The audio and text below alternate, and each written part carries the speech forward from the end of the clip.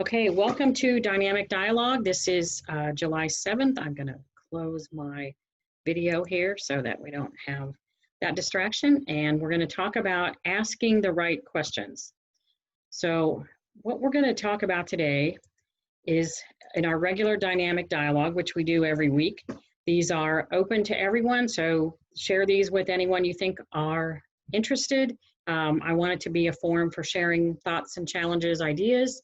As you know, we'll keep the presentation short, and actually this link is good all through July, so I'll have to fix that slide. So questions. Today we're going to talk about questions. We have a lot of questions, all of us. We ask ourselves throughout the day. A lot of them are kind of routine, mundane things, starting with, do I really have to get out of bed right now? Am I hungry? What sounds good to eat? Did I finish that task? Did I return that call? For me this morning, it was, did I send that email correctly so people had the right link? And the answer to that, of course, was no.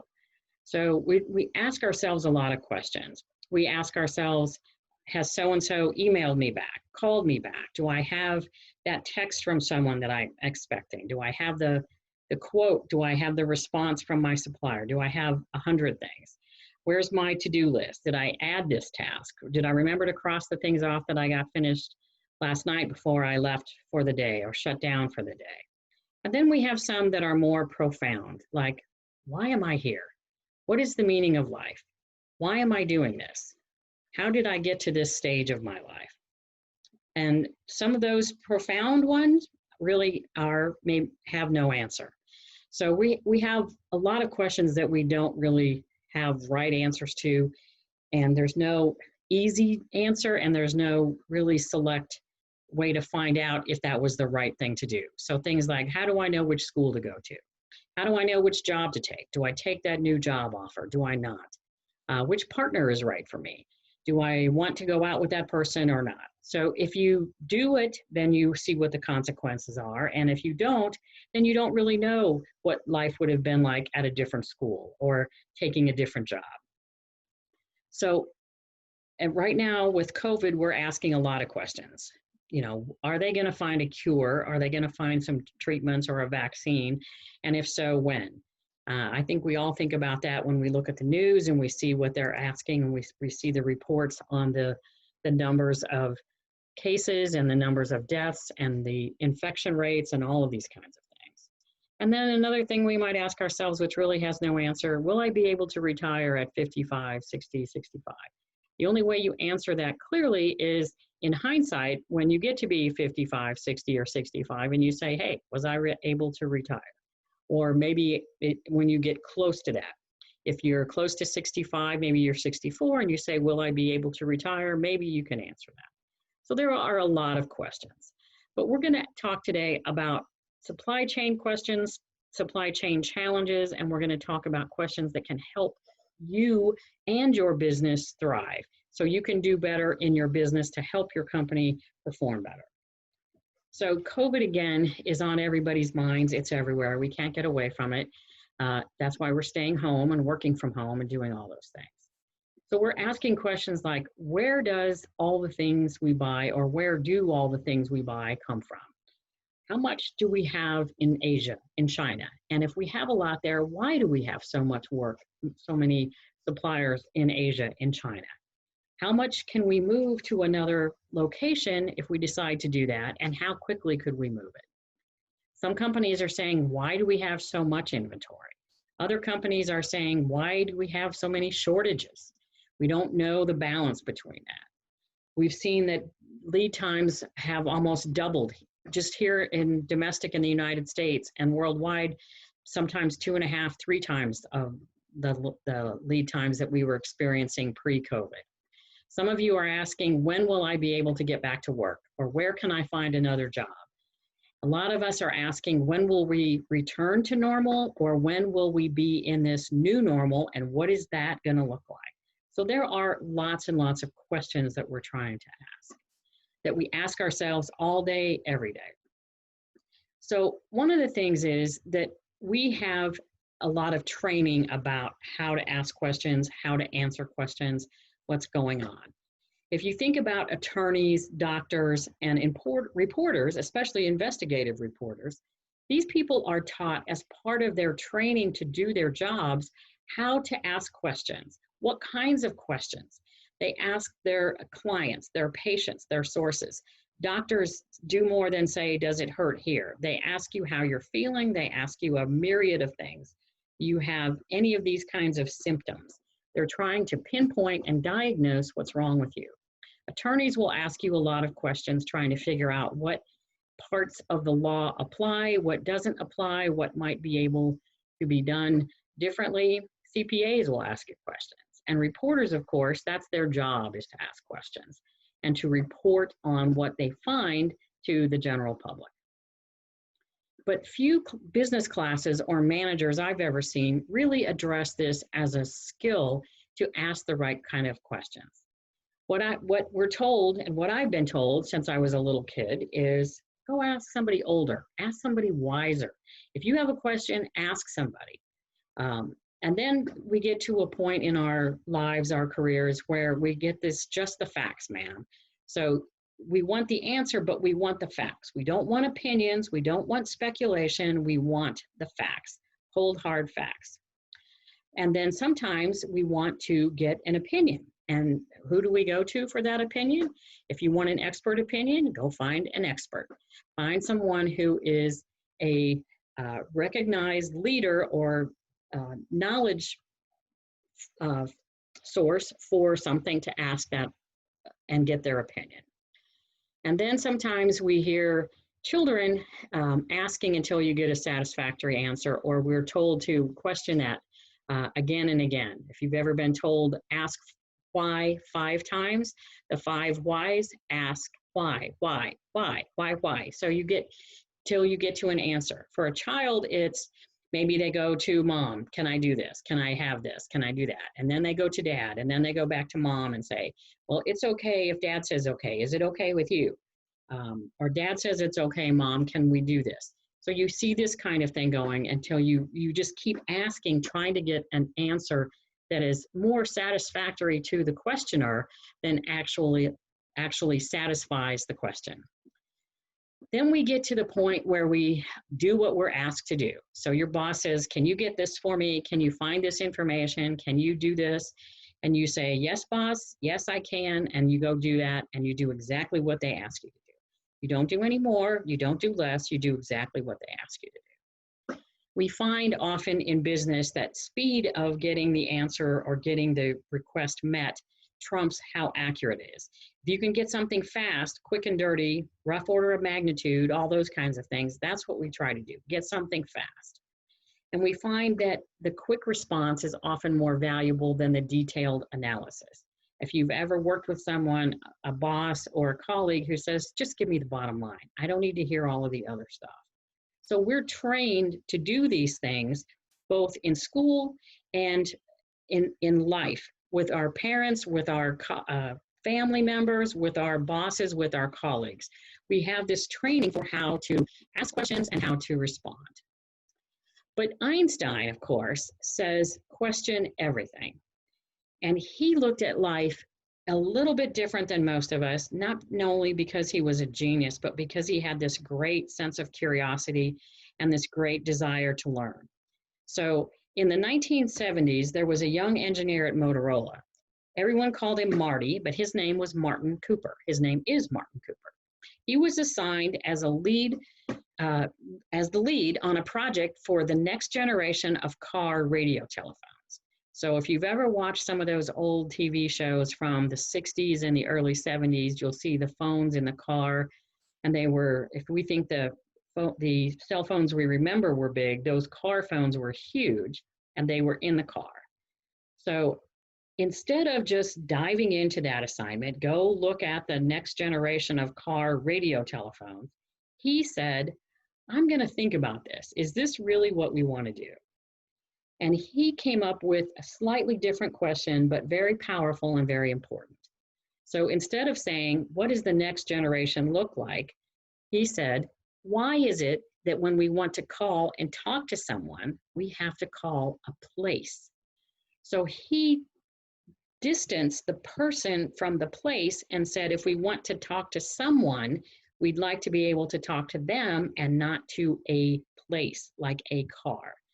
So this question took his whole team in a completely different direction and went off in a different trajectory.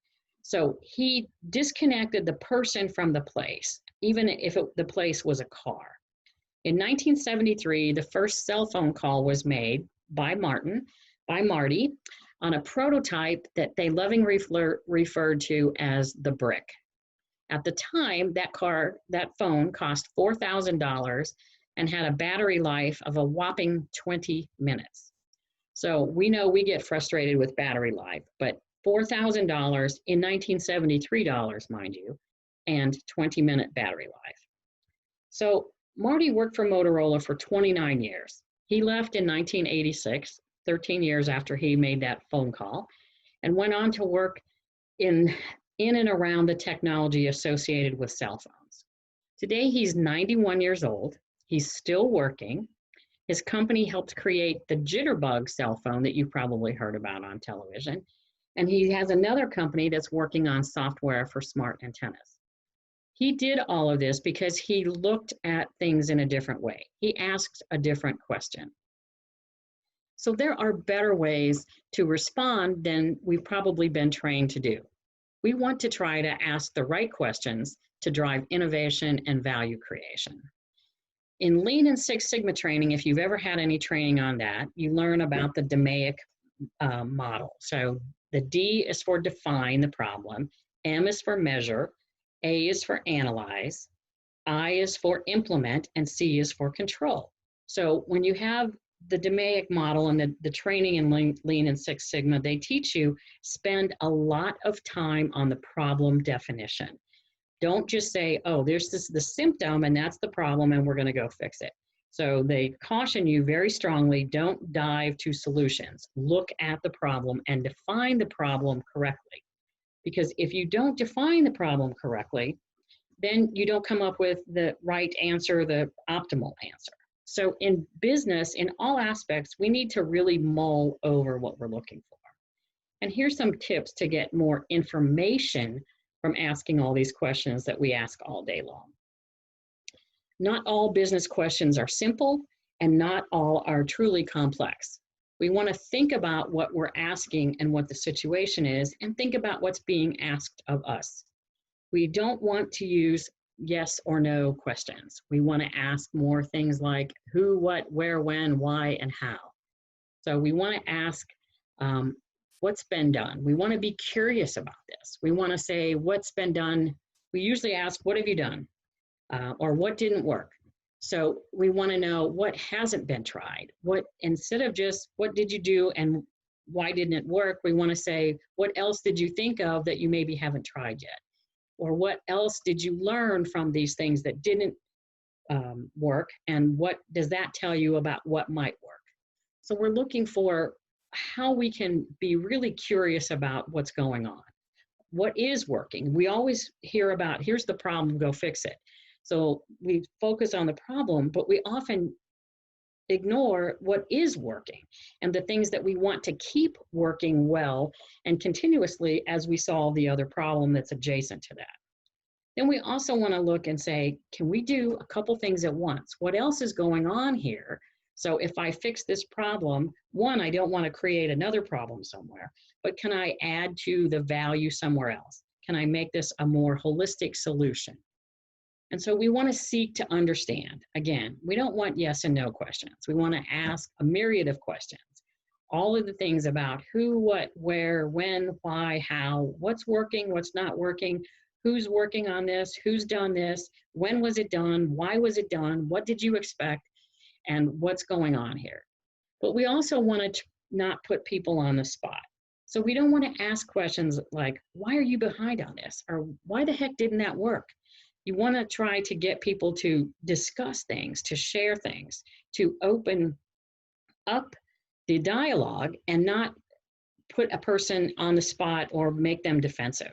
Once they get defensive, then you stop getting a lot of information and you get everything but. You get a lot of noise. So we want to avoid the noise and really get to that data and information. So you can put people on the spot in a lot of different ways, and you can avoid that. So we want to encourage open discussions, candid sharing of their thoughts, opinions, and ideas.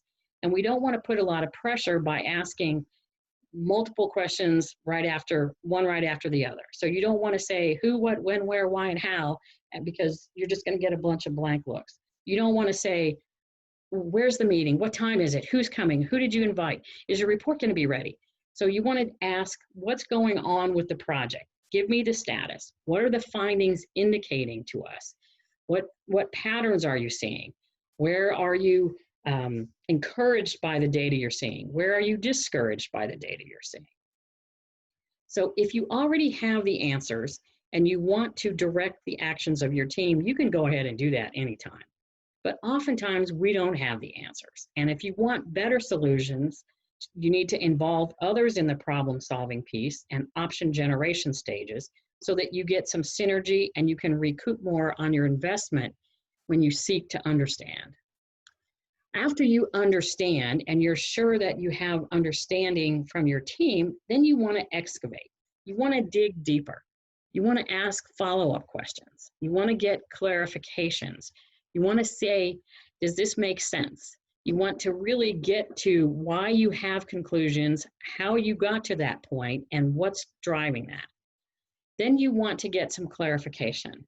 Instead of saying, oh, I get it, when someone says, this supplier is really hard to work with, you want to say, okay, you say they're hard to work with. In what ways are they hard to work with? Tell me more about that. Comments that we give and comments that we respond to and comments that we receive from questions are often general, non-specific, and they actually can confuse things more than clear it up. So we want to ask for more detail and for underlying causes, so we want to really get to what's going on. We want to get clarification, and we want to get that clarity from multiple perspectives from the various stakeholders. Getting perspective from one function, from one person is good, but you really want to look at this from a lot of different angles so that you understand the real situation. So get those multiple perspectives. And when you're looking for people to ask, look not only for the recognized expert, but look for subject matter experts. They might not know everything about everything, but they know a certain area. For instance, on the production floor, you want to ask the production operators. They're not the engineers, they're not the supervisors, they're not the CEO, but they know their jobs. So they know that job better than anyone else in the plant because they do it every day. So you want to ask them the questions. You want to look at what they're doing and what they can contribute to your solution. And then you want to move forward with this. You're looking for consensus on the understanding of the challenge. So you want to make sure everyone involved defines the challenge the same way.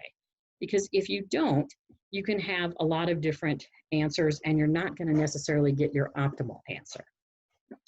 If the manager says, we've got too many Chinese suppliers, what are we going to do about that? That could mean a lot of things. Does that mean that China is no longer or is not now a desirable location to have suppliers? Does it mean that you should move everything out of China regardless? Does it mean you need all new suppliers? Does it mean that you should go contact suppliers with alternate sites that have similar capabilities to see about what they could do to help you? Or maybe they're just reacting to the fact that the lead times are now too long, or maybe they have an inventory shortage and they don't want to have things so far away because it takes longer to ship them or it's more expensive to ship them. So you really need to understand what is the question, what is the situation, what is the challenge that they're defining and how that can be resolved. So you want to look for all of those things. You want to solve these problems as a team, getting a shared vision, which is based on that understanding of the challenge, collaborate on ways to solve it, improve it again from multiple perspectives, and make sure everyone on the team is committed and is held accountable for their portion and their contribution to the solution.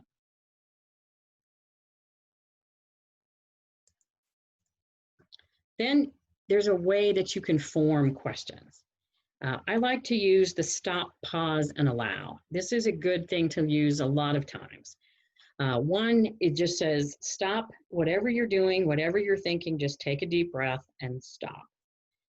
Stop whatever that is and just go in a different direction. And then pause a little bit, allow yourself to get centered, get quiet, whatever. You do this, I do this when I have a misunderstanding or I'm fighting with my spouse.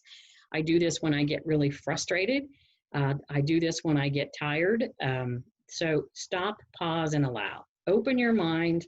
Let the core of the challenge kind of marinate, percolate, simmer. What am I really mad about? Why did that push my button? Why do I want to just yell at someone instead of doing something else? Why is that irritating me at this point? Am I tired? Am I hungry? Am I whatever?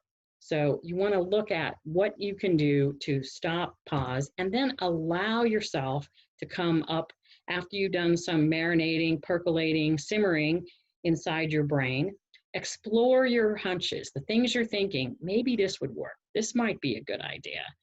You want to trust your instincts, trust your own experience. We oftentimes hear a little voice in our head that's telling us either do this or don't do that. And we often don't listen to that. We put that down to something else and it doesn't necessarily serve us well. So we have to learn to trust our instincts on a lot of things. Most of us have a lot of experience in a lot of different areas, and we should rely on that and use that to our benefit and for the company's benefit.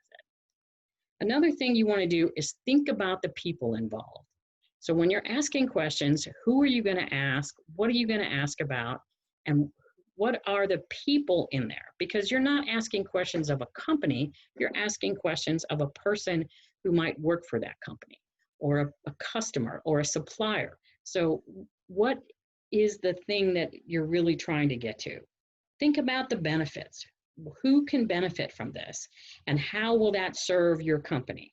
What values does that person have? Does that organization have? What values do I have and my organization have? And how does that all work together? You want to look at what outcome do you really desire? Again, back to framing that problem, framing that question. What is the outcome that you're trying to get? What benefit will this be to the business as well as to the person? And then you want to ask the right people. You want to make sure that you're asking the people who have either the authority or who have the knowledge or who have the experience or the right people on the team to pose the questions to. Because questioning really is an art. And we don't want to make up for not having the right questions by asking too many questions. We want to look at how we can ask the right questions. As I said before, little children will ask over and over and over the same thing. They will ask, why is the sky blue? Why is the grass green? Why is the sun yellow? Why? Lots of things. But they don't even stop to take a breath, much less to hear an answer. They're just really wanting to ask the questions. Asking too many questions should diminish with maturity and a little experience. So your first day on the job, you're going to have 1,000 questions. But by day 5, you're going to have a lot fewer questions because you're going to get those answered and you're going to start to understand more. And you don't ask as many questions on your second and third job as you did with your first job because you understand more, you're able to assimilate the information. So one thing that I look at, and I watch Shark Tank occasionally, if you watch Shark Tank, that panel does a really good job of asking questions around the main focal point, which is the person or the team pitching their idea. They will follow up on each other's questions. They will ask different questions from a slightly different perspective, but they build on each other and they learn from each other. So it's rare that you hear them ask the same question, unless, of course, the person didn't answer that question originally. And you see them filling in each other's own questions. They will fill in information for each other, not even intentionally. And they let the person pitching to fill in the responses and fill in the holes. So it's important to actively listen as well as to have these focused questions. When you have the questions and you have a panel, Listen to what the other person is asking as well as what you ask. Don't be thinking about your next question. Pay attention, listen. Pose your question or listen to the other question that's been posed and wait for a full response. So many times we don't wait for a complete answer before we jump in and start asking more questions, or we go in a different direction. We have this phrase that we've all heard of, awkward pause. So there are pauses that are awkward, and there are some that are just fine that we should learn to be comfortable with, and just let that information kind of soak in. And sometimes before you move to fill that awkward pause, you really want to let the other person fill that in. So this is a technique that they use in interrogations and in questioning the police and the spy community, the intelligence community. They ask questions, but they let the other person fill that in, because nature does abhor a vacuum, and we all get uncomfortable with pauses that go on too long. So we want to let the other person fill that in. Wait for it and see what you get back in return. Oftentimes you get a lot more and a lot broader information than you thought you might. Another thing to look at is what difference can be made. When you're looking for a solution, or you're looking at a problem, you really want to think about what would people really love out of this situation, and what would an ideal result look like. So instead of just saying, how can I move everything out of China, what would really make people happy, and what would the organization and the people, my boss maybe, what would they love about moving things out of China? Does it mean everything, again, needs to come out of China, or does it mean we need to get more balance in an area? Because what would the ideal result be? The ideal result is going to be different than just doing something because someone suggested it or made a question or even asked you, can you do something about all of the suppliers that we have in China?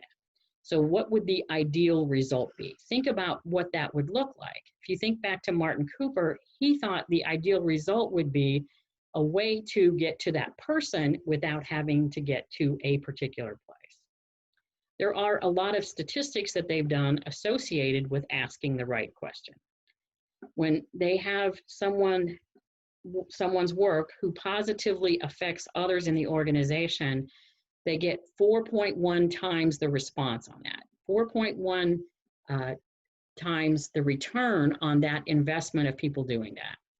When the outcome is deemed important, the return on that is 3.1 times.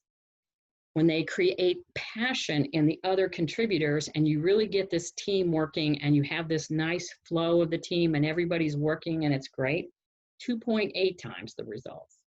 And then finally, numbers-wise, positive impact on the bottom line is up 2.7 times when you ask the right questions. So it's really important to get those right questions, because it affects everything, the productivity, it affects the morale, it affects the environment that you work in, and it affects the bottom line too. So it's not just a feel-good thing, it actually translates to dollars and cents at the bottom line. So you want to continue to improve in this area. Again, this is an art. You need to practice it. You need to do some things differently.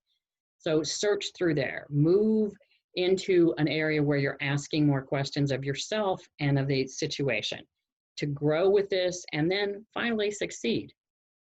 Because knowledge is having the right answer. Intelligence is asking the right question. If you ask the right question, you're going to get a lot farther. So again, some issues, some things are easy, some assignments, some issues. Someone says, can you fix this? And you say yes. So very closed-ended question, and it might be, yes, I'll just go retype that, or I will fix that, put a new battery in it, or. So some things are simple, but many are not, and many are not what they appear to be first pass. So don't be an automaton where your boss says, get me this, and you just run and get it and don't think about what he's going to do with it or she's going to do with it, or what that might mean to the organization. So ask a few questions, understand how things are going to be used. This is really important when you're asked to put reports together, when you're asked to find out the status of something. What do they really want?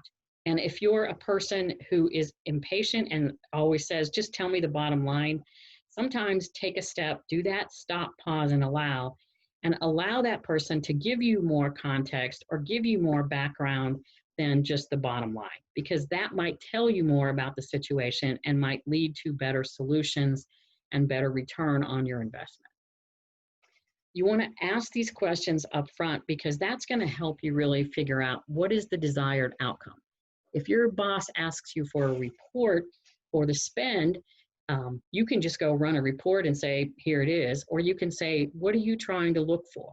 What's the purpose of the report? What else would you like to see rather than just the spend? Would you like to see the suppliers, the part numbers, the quantities, the sources, the geographies? What else would you like besides just some dollars? If you just give them dollars and cents without any other context, you're going to be doing that report again, and they're not going to be happy with you because they didn't. And it's not all your fault because they didn't do a very good job of asking you for what they wanted, or at least painting some kind of picture. You want to look at questions that can help confirm assumptions or take those away. So sometimes we make assumptions, we don't even think about that those are just assumptions. We're assuming something is there. But a few questions can say, oh, well, maybe that isn't right. Maybe that is available. When you say, I don't think this is available, so go get me this. And then someone you talk to understands what you want and they say, oh, I could get you this. Would that be of help?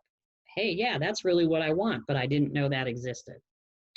When you do this activity, ask good questions. You build relationships with the people that you're working with. You build trust in each other, whether that's with your colleagues, your bosses, your suppliers, your family members, your extended family members. Good questions really help build those relationships and trust. You want to consider the words that you're using, the tone that you're using, and the environment when you pose the questions. For instance, you want to use those open-ended questions, not yes/no questions, but why do you think that? How did you derive that conclusion? What drove that solution before? Then you look at the tone. If you're very short and very clipped, no matter what you say, the person that's hearing the question is going to hear, just get me something fast. So you want to be more open. You want to have the posture that goes with the tone of your voice that says, this is really something that's important to me. I want to understand. You want to have that open door and be willing to have a dialogue about what you want and how you're doing that when you pose these questions. And you want to look very carefully at what do you want to do in a private situation, one-on-one with an employee or a supplier, and what would you want to do in a meeting? It's not always appropriate to do one or the other. And when you're asking questions, again, you want to go back to the DMAIC model and think, I'm trying to get to the root cause. I'm not trying to just identify symptoms or address one of the symptoms. I really want to get to the heart of the problem. You want to balance privacy and transparency. So you want things to be out in the open, but you don't want to invade private things, either for an individual or for a company. So if a company has a quality problem, you want them to tell you what they can about the problem, but you don't need them to tell you that they had an operator who screwed something up and it was a mess. So you really want them to be able to tell you, we had a problem, we fixed it, this is what our corrective action is, and we own it and we're upfront about it, versus trying to invade the privacy of what might have happened with a particular person, a particular piece of equipment, or detail that's not really relevant to the situation or necessary. It might be relevant, but it might not be necessary to share that level and invade a person's privacy or your own privacy as a company. There are things that you want to keep kind of close to your chest, but maybe you don't share that with your customer or your supplier, but in private, in your own business, you acknowledge that these are the issues and you work on those. So I want you to work to unlearn some of the training that I showed you a few slides ago that can really be limiting. Remember that asking questions is an art, and there's a lot that you can do with it, and start asking ask away. And finally, I'm going to leave you with a strive to thrive, because this is what I always think is important. So W. Edwards Deming, who was a very much a quality guru, they have the Deming Prize in Japan. He worked with Japanese companies like Honda and Toyota to bring them where they are today in terms of quality.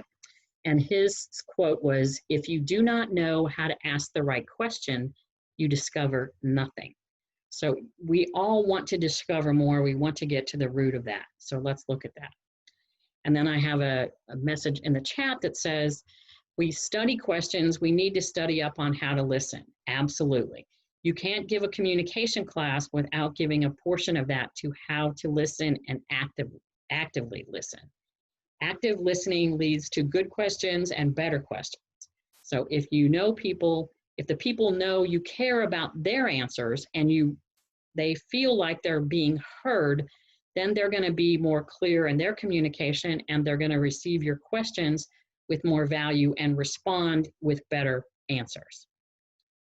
So that's it for July 7th. We finished on time. So I'm going to just remind you that next week we're going to do top Microsoft skills for supply chain professionals. We're going to look at some of the things that you might need to do to analyze data and how to turn that into information, and what specifically Microsoft skills are good.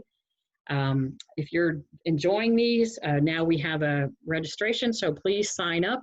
We appreciate the subscriptions, and share this with share this information with your colleagues. I still am available to talk to you with your company on a call with Jane. You can go to just www.callwithjane.com and get that, puts a link to my calendar. We have an online webinar that's starting the week of July 20th on supply chain data analytics. And we have ongoing CPSM and CPSD prep. So we're going to have a CPSM exam 3 starting in August. It's a little too late to do exam 2, but I'll do another one of those if there's people interested. So that's what I have for today. I'm going to stop the recording.